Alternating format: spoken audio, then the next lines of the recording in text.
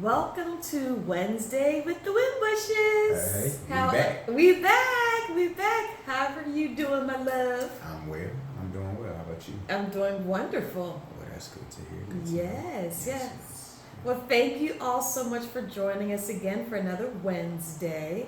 Last week we had a really good conversation about relationships and we kind of started off, we were talking about romantic relationships and our relationship, but it really involved just thinking about all types of relationships. Yes, it did. Yeah, so tonight we won't do a part two of that because we actually got a suggestion from the community, which we asked for, didn't we? And we appreciate. And we definitely appreciate. So again, if you have any other ideas or suggestions about conversations that maybe you've been having in your community, or you've just been kind of thinking about your own self and would love to just hear some other people share their thoughts, please put it in the chat box. Yes. Put it in the comments, because we do read those and we do take suggestions. So one of the suggestions that we got as a topic for today, that we decided we wanted to talk about today, was about the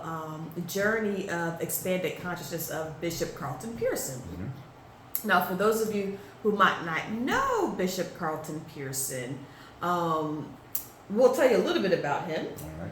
So I actually knew about Bishop Carlton when I was a little girl, because he was a preacher in, well, he had like a multicultural ministry, really. His church was actually very multicultural, but within the African American tradition, he was very well known.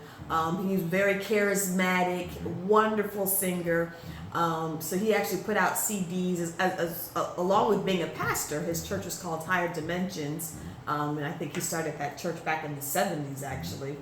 But he really, for me, became very famous through the Azusa Street ministry revival, kind of playing off the whole Pentecostal movement of the Azusa Street, really bringing African Americans, white people, all people from all different lifestyles together, or I should say cultural backgrounds together at the Azusa Street revival.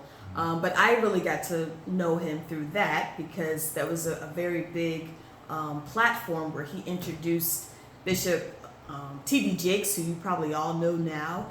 I think Yolanda Adams was on the Azusa Street revival platform. You go down the list of John P. Key, yes, who's who in gospel, who's in preaching.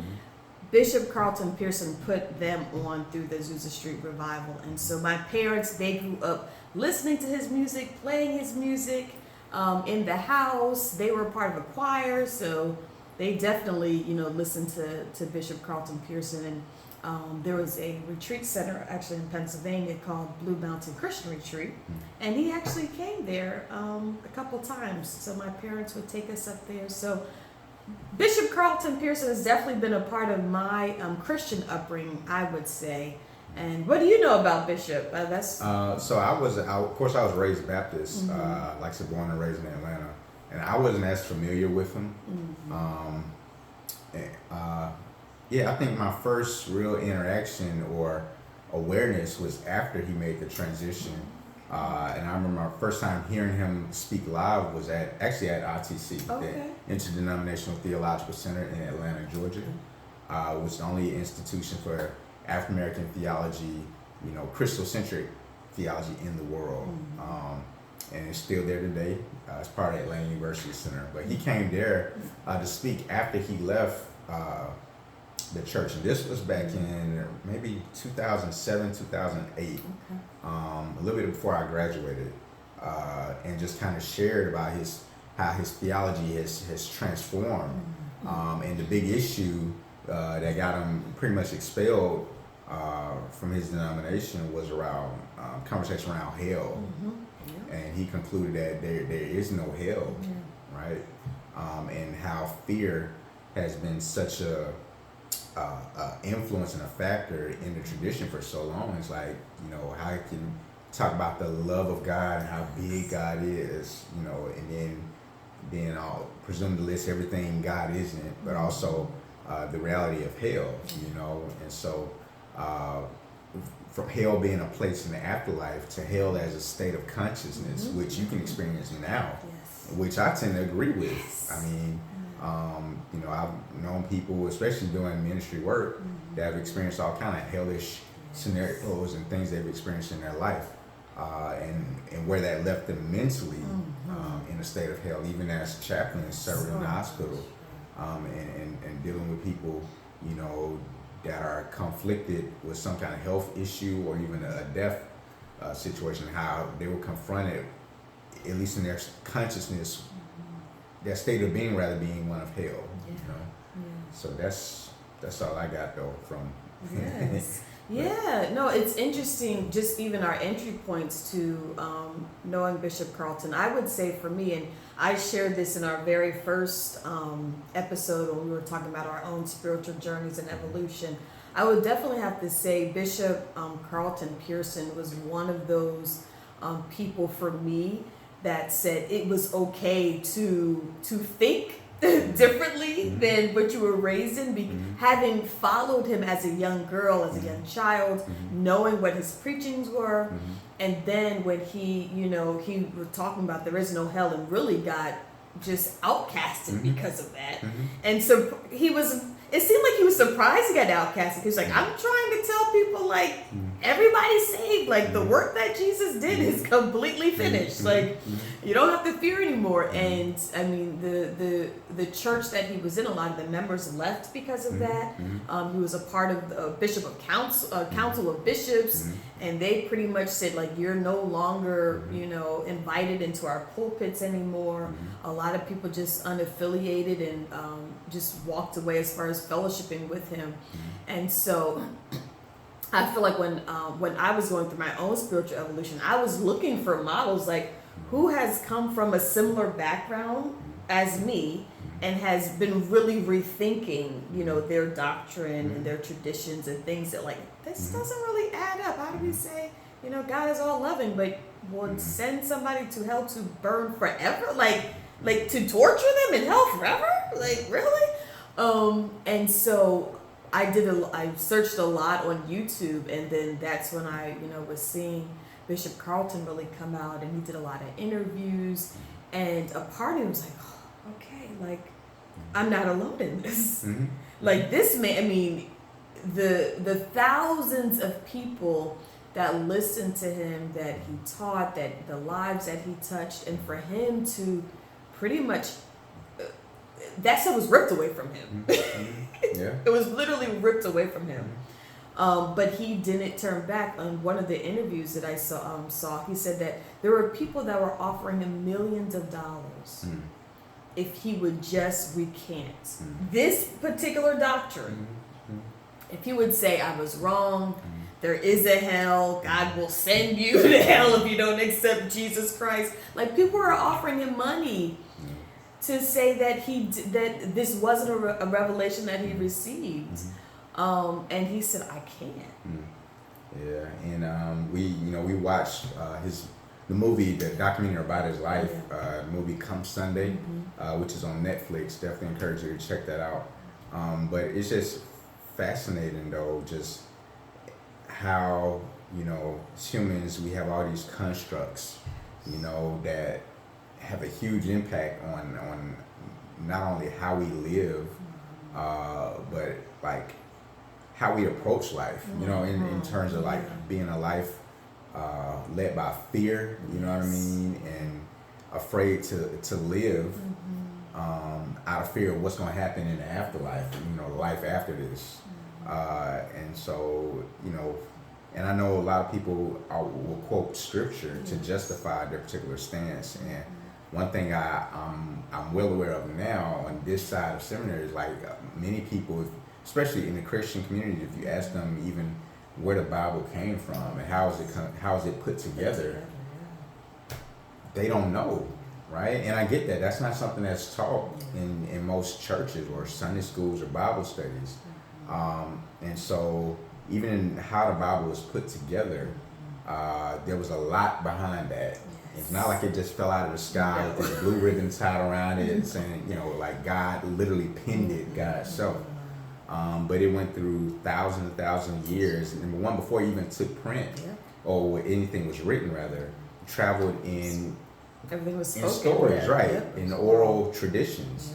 Yeah. And of course, people were sharing their own experiences of God, and later on, those stories traveled for hundreds and hundreds and hundreds, thousands, even of years before anything was actually transcribed. And so that's just something to consider when we talk about, people using the Bible to justify some things. Like there was a lot of political influence involved in even a lot of what was included, and not just what was included, but what wasn't included. Because there, thousands of books. Yes, there were. You know what I mean? Extra was considered extra biblical, content that wasn't included in what we have now. And it's a lot behind that, which we don't have the time to get into all of it today. But we encourage you. If you say you believe something, this is one thing I learned. Other traditions, they can tell you like the ins and outs of why they believe what they believe, and even how their sacred text was put together. That's not something many Christians can do. And so. And people say, well, you're just supposed to just believe and that's it. Well, I said, is there belief or is there something worth believing if you don't examine, for yourself and really ask questions and critique, like, why do I believe this? Because some people, and I've said this before from pulpit to pew, they go to church or whatever their tradition is out of tradition. Even if they don't necessarily agree with everything that's being taught or agree with the doctrine itself, they go because that's just what they have always done. Yeah. Nobody ever stops to ask, like, why do we do it this way, or why do we believe the way that we believe? And the other part of that is most of what we come to understand now as Christian doctrine was highly influenced by one individual. Yes. And it wasn't Jesus. Well, Jesus. But Paul. Go figure. Right? Paul wrote, most of the New Testament. And so much of what we have was Paul's interpretation of Jesus. Yeah. And he never even met Jesus. And this isn't us like tearing the Bible apart, but really to get you to start thinking like, man, like, if you say you believe something, it's important to know why you believe it and where it came from, So we encourage you to do your own research, to take a class, at least see how the Bible is put together, and then understand all the other motives and things that went into it. And so you can look at it, and if what you believe is because you've done your own work. Research, yes. Yeah, I think one thing that I definitely admire about Bishop Pearson, he'll tell if you ever watch any of his videos, he talks about, I'm a 4th generation Pentecostal preacher, meaning you talk about tradition, like this was in his blood, like you're gonna be a preacher, and this is what you're going to preach. But one thing that I appreciate about him is his desire to learn and study. Like you will listen to this man and he will give you the root of a word and why it means this way in the context. So here was a man, he had all this tradition behind him, but he said, I'm going to study for myself. He could have said, hey, like, I know this stuff. I could preach what my grandfather preached and my dad preached, but I'm going to study for myself. And so even the churches that you all are in, if hopefully your pastor is encouraging you to do your own study and not just take him or her at their word. But you really develop a practice of saying, you know what, great sermon, let me go do my research myself, and I think for me, and I've shared this before, that's one thing that I've appreciated about even just my parents' upbringing, is they definitely were like, develop your own relationship with God and do your own study. and then even just in seminary, some of the things that we were presented, it was like, well, let me do my own research about that, still not even just taking my professor's words about stuff, but really digging in so that when somebody does ask me, oh, well, why do you believe that way? How did you come to that reasoning? I can share with them, not in a way of trying to combat what they think or believe, but just to share, this is how I got to this place, and so I think your point as far as doing your own research, doing your own study, and what, especially, understanding how the Bible was formed.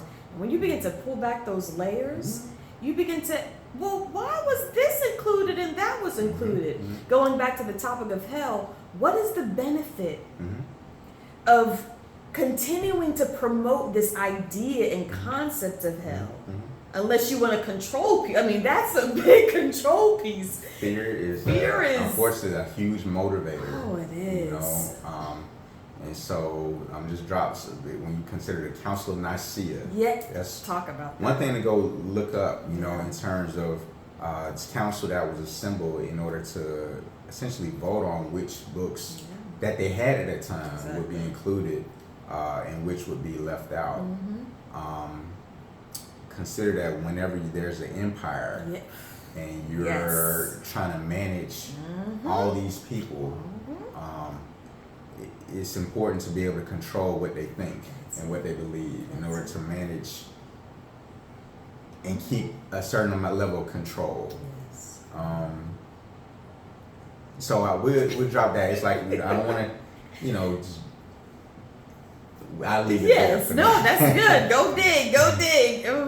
No, but that's really good.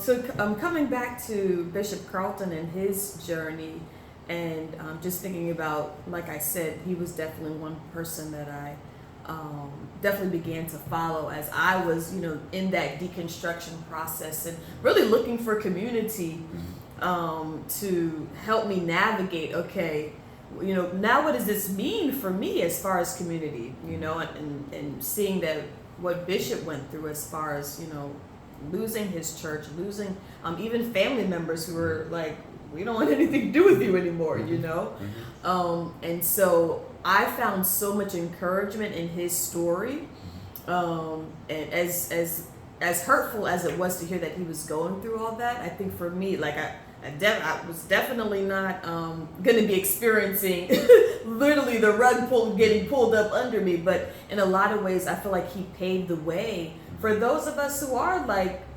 expanding in our thinking theologically, spiritually. For me, he's been that for me, just a person that's like, let me pave the way for those who are to come after me. And he may not even know the impact, know. I mean, to be able to at least help people to raise questions. Right? And for it to be okay to raise questions. And again, if your belief, whatever that is, you can't question it. You got to ask what's there for you to keep that particular belief. And we're not saying what's right or wrong, but we're just saying if you believe however you want to believe. Just believe it because you believe it for you, not because everybody's told you to do it. There's this idea in terms of creating our understanding of reality. There's this what's called agreement reality, where people have their particular views, and as long as there's agreement in it, regardless of how far-fetched it might be, as long as there's enough agreement, then that's what reigns as truth for them, regardless of how true it might be in reality.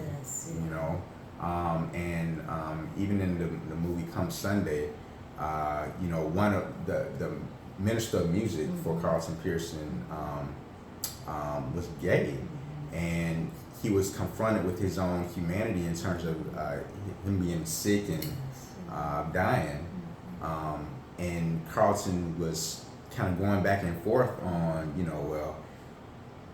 is he going to hell? For being gay? you know, and there are people even to this day that feel like there's no space for people who identify as gay or homosexual or lesbian, however you identify, like there's no space for them in church or in Christianity because of their being. You know, a lot of people say, well, that's just their lifestyle. And one thing I can say, like, I'm not gay. I don't know what that's like. I've never felt like I had to choose my attraction. I've always been attracted to women. And to hear other people say, well, nah, that's a choice. It's like, well, if that's not your experience, how can you so definitively say what's true for somebody else? You know? So at the end of the day, we don't know. You know what I mean? And so if we say God is so big and so loving, like, how do we make space for people that don't necessarily, like, they might differ from us? That's right? Yes, yeah. And how do you reconcile that God with this God of judgment and wrath, and you know, that's sending everybody to hell if they don't, you know, cross their I's and dot their T's. But one thing that I love that the movie portrayed with Bishop and the minister of music was just the journey that they both kind of went on, because the minister of music, he grew, well, I don't know if he grew up in the church, but he worked at the church Higher Dimension. So he was hearing Bishop's sermons about sin and homosexuality, all of that. But just to see how both of them had to, like, grow and really dialogue with each other. Like, okay, let us come to some understanding. And in the movie, his name was Reggie. He came to a point of recognizing I'm a gay man, like accepting this is who I am. And then Bishop Carlton having to just, like, really sit with, like, okay, you know, and I want to continue to be in relationship with you. And I feel like he grew and he learned so much. One of his, I guess, colleagues in ministry, Bishop Yvette Flunder, yes, invited him to her church, which was an LGBTQ open and affirming church.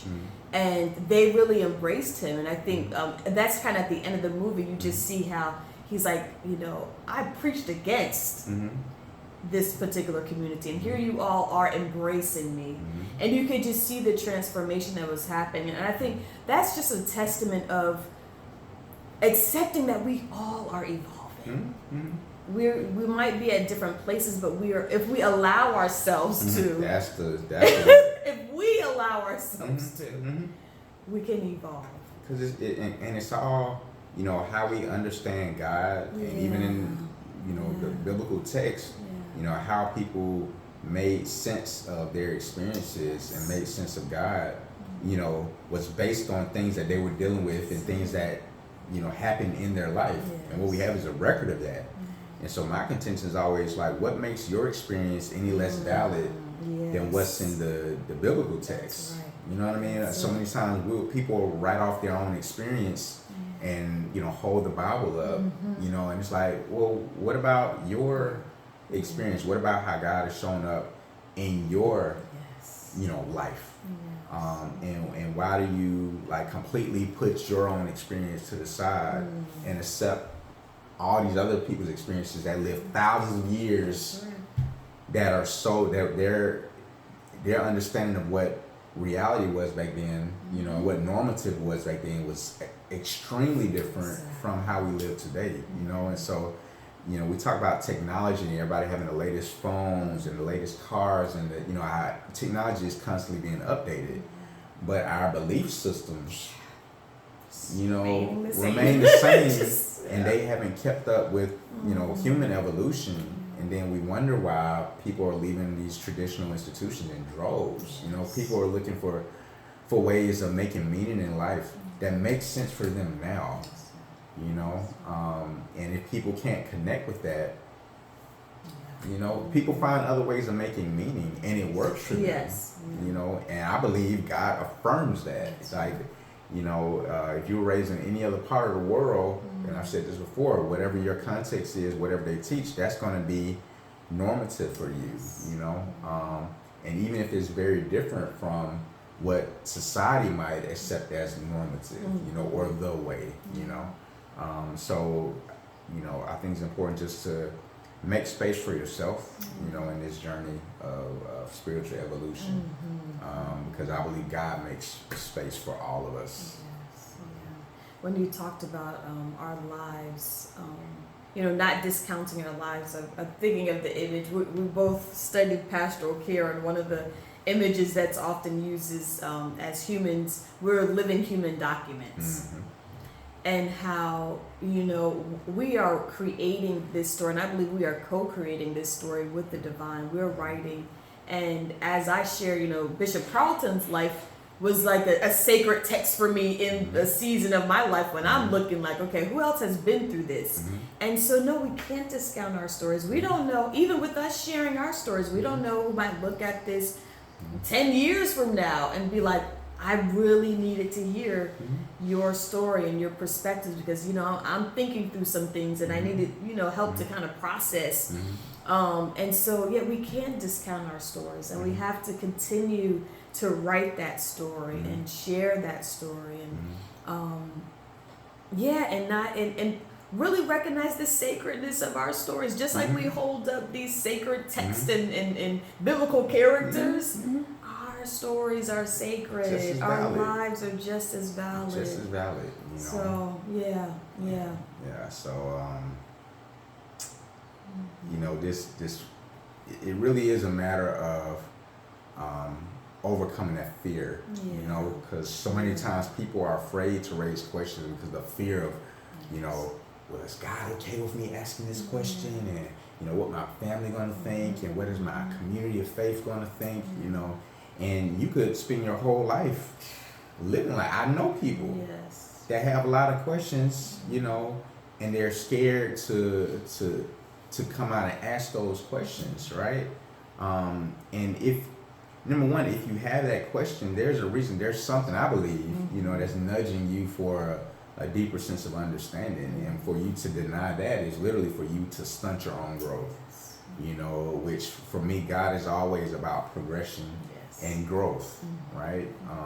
You're not expected to believe the same way you did as, when you were 5, 6 years old, right? As you grow and you become older, you experience things for yourself. You come into the new awareness and new understanding, and that's okay. And that's okay. Yeah, we can't judge ourselves because we're not that 2-year-old, that 5-year-old, that 10-year-old.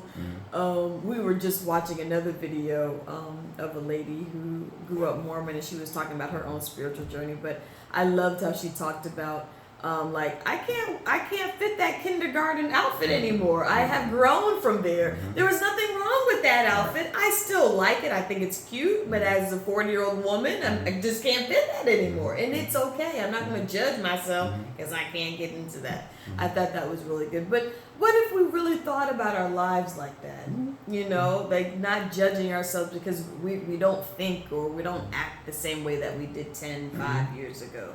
And not being scared of the process of changing and growing. And so And I said this about, even about religion in general. People try to capture God, right? I always say religion is like trying to catch air in a jar, right? You talking about the ultimate, you talking about God.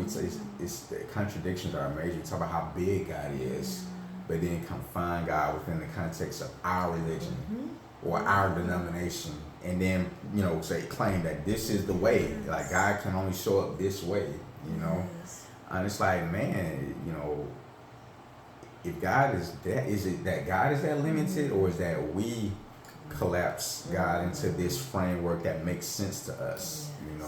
On one hand, we talk about how how vast the wisdom of God is, but then on the other hand, say no, God isn't this, God isn't that guy, and at the end of the day, we don't know definitively, right? And so I said it's good to be curious. It's good to be open to different traditions, at least learning, and you take the meat and leave the bones. What resonates with you, great. What doesn't resonate with you, that's fine too. But at the end of the day, you have to be able to look in the mirror and be okay with yourself and your God, whatever that is, for you.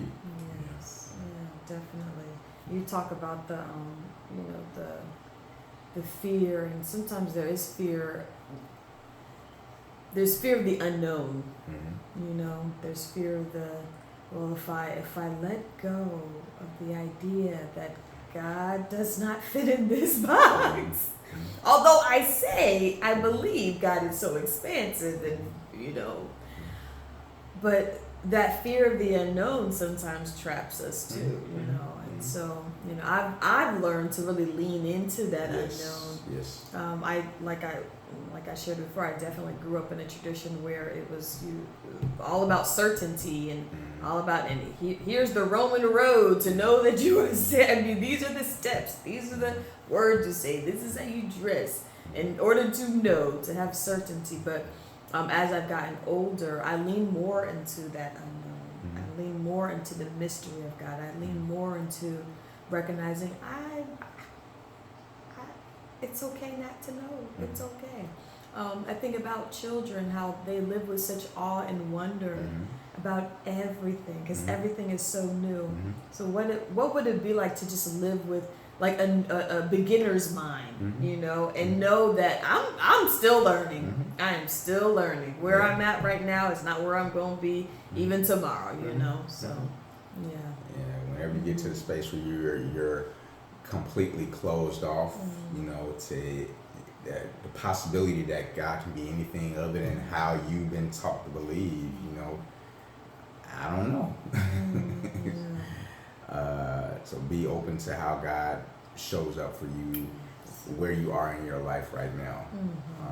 Because I can guarantee it's going to be a lot different from how that showed up, how that was when you were 5, 6, 7, 8, 9, 10 years old. So it's a process. Definitely. Mountain with no top. That's it. Mountain with no top. That's it. Yes. Wow. Well, I don't know if Bishop Carlton will see this, but you never know. That's true. You don't. And so, I would love to see, like, if Bishop Carlton, if you do get to see this video, for some of you, you may or may not know, Bishop just celebrated 70 years around the sun, but he just had another reoccurrence of cancer. He was diagnosed back in, I guess, when he was 50, but he was in, I guess, remission, and he has another reoccurrence. But he left this beautiful message just about 2 weeks ago, because he was doing a lot of Facebook Lives, YouTube, and I was watching that. But so recently he did a video, and it was so beautiful, because he was just sharing. There was a passage of scripture that he shared. I'm talking about, unless the seed falls to the ground, like it can't necessarily grow. We talked about that imagery. And so when he shared that, I just thought that was so powerful. But he talked about how, he's now seeing so many people, younger people of different generations with this expanded consciousness. And they're reaching out to him and saying, like, thank you, I've watched you, I saw your journey. And he was just talking about just him just facing death at this moment, and how he's hopeful that when he does pass on to another dimension, that this message of gospel of inclusion, expanded consciousness, will take an even deeper root and grow even more. And I have to say, Bishop, I definitely attribute my own journey and being open to change and evolution, definitely to you. You're definitely one of those people that influenced me. And so if you ever do get to see this, I want to say thank you personally, and just thank you for the message that you shared so graciously.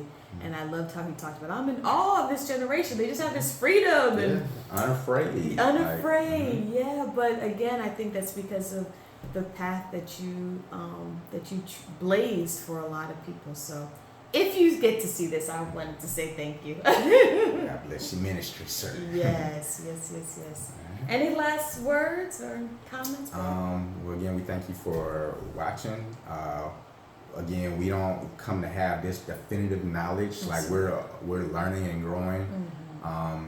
and we're always open to how God is revealing God's self now. Definitely. You know, regardless of if that's through a particular tradition or in nature or however God chooses to reveal God's self now. Yes. You know, we're open to that as we continue to learn and grow. You know, into more of who we are and who we're becoming. Yes.